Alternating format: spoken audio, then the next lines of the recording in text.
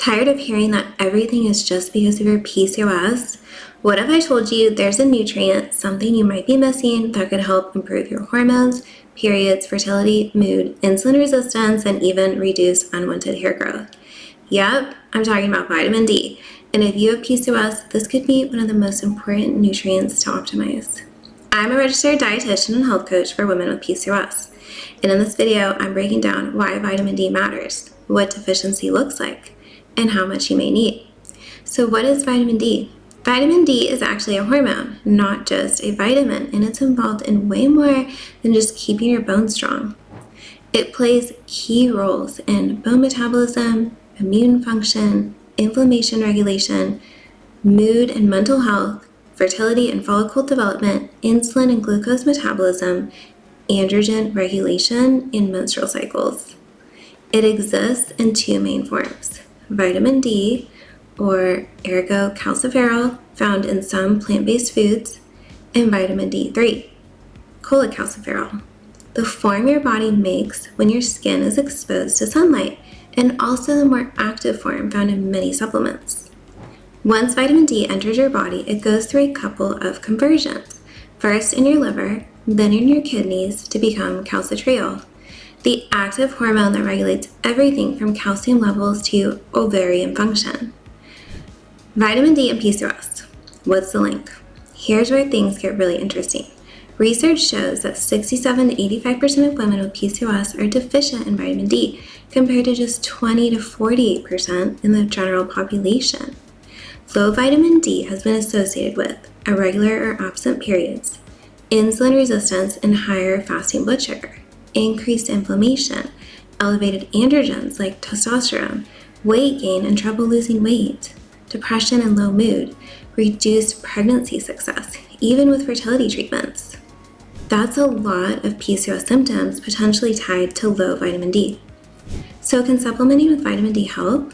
Let's look at what the science says. A meta-analysis found that supplementing with 4,000 IUs of vitamin D daily significantly reduced fasting glucose by 6.3%, reduced fasting insulin levels by 22%, and lowered HOMA insulin resistance as well. Another study showed that 12 weeks of high-dose vitamin D reduced testosterone and free androgen index, while increasing sex hormone binding globulin, or SHBG, a hormone that binds excess testosterone. And in a randomized trial using 50,000 IUs of vitamin D per week, women had improvements in hirsutism, so less facial and body hair, SHBG levels, overall androgen balance. Vitamin D has also been linked to improved egg quality, follicle maturation, and better pregnancy outcomes even in women going through fertility treatments. One study with over 1,000 participants showed that vitamin D deficiency in PCOS was linked to a significantly lower chance of becoming pregnant or delivering a baby, regardless of BMI, race, or treatment type. So how much vitamin D do you need? First, get your levels tested. You can ask your doctor to order you a vitamin D blood test, or you can order your own lab test without a script from your doctor and without using your health insurance. You can choose whether you want the blood draw done at LabCorp request, and then once it's ordered, you just print out the script from your account and then bring it with you to your Quest or LabCorp appointment that you would make online on the Quest or LabCorp website. It's really simple. I'm going to put a link to the website on how to do this. It's called walkinlab.com, and this is the website that I personally use to order my own lab tests, and I recommend it to my clients as well because it's super easy and you don't need a script from your doctor. You can do it all on your own. So I'll put a link to the vitamin D test in particular in the description box below. It's extremely affordable. So the recommended daily allowance, or RDA, for vitamin D is only 600-800 IUs per day. But studies show that women with PCOS may benefit more from higher doses, like 2,000-4,000 IUs per day, especially if they're deficient. Some clinical protocols even use 50,000 IUs per week under medical supervision for more severe deficiencies. So you want to look for vitamin D3 in supplement form, ideally with K2 if you're taking higher doses to help with calcium regulation. I'll leave a link to my favorite high quality vitamin D supplement below in the description box of this video. It's the one that I personally take. I also created a PCOS supplement plan with a list of supplements that I recommend to my patients with PCOS, and it's also the same ones I personally take to manage my symptoms. And so the link to that will be in the description box below. And I just want to note that once you click on the link, you'll need to create an account with your email, and then you'll be able to view the supplements. I don't do email marketing, so you don't need to worry about getting any spam from me. It's just so that you can log into your own online account. You can also go into my supplement dispensary and search for it if you're looking for a high quality form, because my supplement dispensary features pharmaceutical grade supplements that you can only get through a licensed healthcare practitioner. So you're welcome to search for other supplements that might not be on my list if you're looking for a high quality pharmaceutical grade supplement. So who's at high risk for deficiency?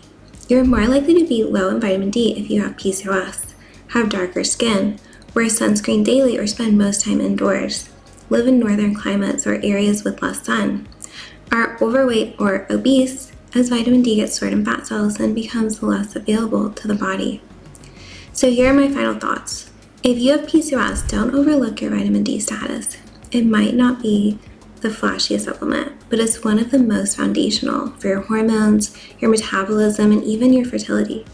Let me know in the comments, have you had your vitamin D levels checked? Are you currently taking a supplement? If you found this video helpful, hit that like button, subscribe for more PCOS tips, and check out my PCOS nutrition playlist under the playlist section of my YouTube channel to learn more about how you can eat the right foods and other helpful tips to reduce your PCOS symptoms. And lastly, a lot of women with insulin resistance and PCOS struggle with food cravings. So if you have food cravings, then I want to let you know that I have a free online class where I teach you how to get rid of your unhealthy food cravings for good without having to give up your favorite foods, even if you struggle with unhealthy food cravings for many years. In the free online class, I teach you how to identify the root cause of your unhealthy food cravings and how to get rid of them for good. You'll also learn how to use my proven method to reduce and replace unhealthy food cravings so that you can get healthy again and lose weight quickly. So if you want to sign up for my free online class on food cravings, the link is in the description box below. My name is Teresa. I'm a registered dietitian, nutritionist, and a health coach, and I enjoy posting videos about PCOS because it's something that I struggled with for many years in my life. Fortunately, I was able to reverse my PCOS with diet and lifestyle changes, and now my period is completely regular and I ovulate every month. My skin cleared up as well, and I don't get cysts in my ovaries anymore.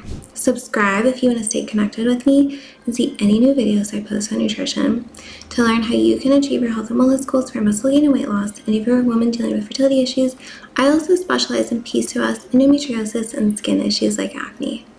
Thank you so much for watching, and I'll see you in my next video.